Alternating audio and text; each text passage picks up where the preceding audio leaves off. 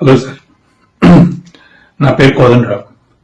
Sanjeev Reddy Nagar rape కేసులో ముద్దా నా కొడుకే సార్. ఏడాదిన్నరగా ఈ కేసు విచారణ జరుగుతుంది.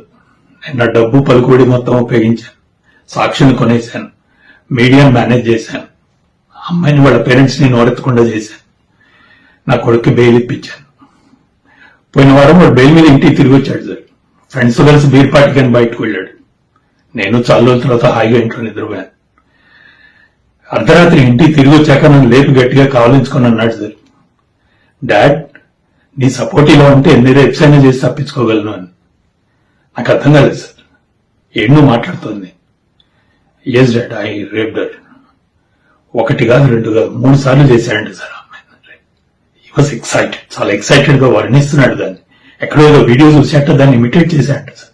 వాళ్ళ ఫ్రెండ్స్ కి లైవ్ ఫీడ్ పంపించాడు. And they were watching it live and enjoying it. How barbaric it is.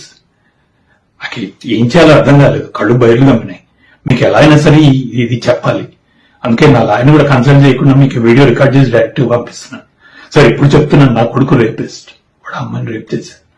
Please వాడిని కఠినంగా శిక్షించండి సార్. నా లాయర్ వాదిస్తాడు వాడి అఘాయిత్యం చేసే టైంకి వాడి వయసు 17 ఏళ్ళు, so treat him as a minor అని. No sir, is not a minor. వాడికి ఫస్ట్ సెక్షువల్ ఎక్స్పీరియన్స్ 2 ఏళ్ల క్రితం అయింది సార్. He was 16 then. వాడు మైనర్ ఏంటి? అండ్ ఆ అమ్మాయి వాడితో పాటు చిన్నప్పటి నుంచి కలిసి ఆడుకుని పెరిగి మొన్నటికి మొన్న వాడు కంబైన్ స్టడీస్ అంటే వాడితో పాటు అమాయకంగా నమ్మి ఇంటికి వచ్చింది సార్. అట్లాంటి అమ్మాయి మీద అత్యాచారం చేసినాడు వాడు మైనర్ ఏంటి సార్? అయినా రేప్ అనే థాట్ మైండ్ లో వచ్చినాడు, అసలు మైనర్ ఎలా అవుతాడు sir? He has to be treated as a fucking major. That's it. So వాడి నిర్భయ కేసులో లాగా వాడిని ఉరిదీస్తారు, లేదా దిశ కేసులో లాగా ఎన్కౌంటర్ చేసి పారేస్తారు. సౌదీ అరేబియాలో రాళ్లు పెట్టి కొడతారండి సార్. అలా కొడతారు మీ ఇష్టం సార్. ప్లస్ కఠినంగా శిక్షించండి. మీరు వేసే శిక్ష వాడికి ఆఖరి అవకాశం కావాలి వాడు మారటానికి. Please sir. నా భార్య గీత, నా భగవద్గీత, తన రచయిత్రి సార్.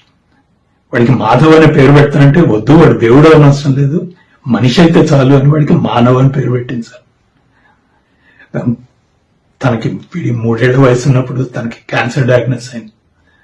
చచ్చిపోతానని తెలిసి మా ఇద్దరిని ఒళ్ళో పడుకోబెట్టుకొని చెప్పింది సార్ నాతో, రామ్ వీడు చదువులో ఫెయిల్ అయినా పర్వాలేదు, ఆటల్లో ఫెయిల్ అయినా పర్వాలేదు, కానీ ఆలోచనలో ఫెయిల్ కాకుండా చూడ.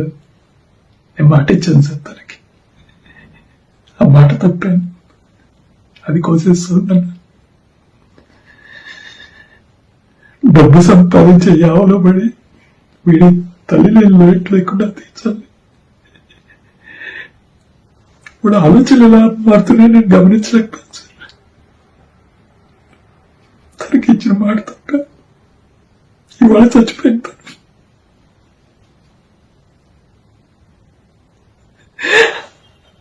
ఆ అమ్మాయి మీద వాడు చేసిన అత్యాచారంలో సగం బాధ్యత నాది సార్. వాడికి వేసే శిక్షణ సగం నాకు రాళ్ళ పెట్టి ముందు నన్ను కొట్టాడు సార్.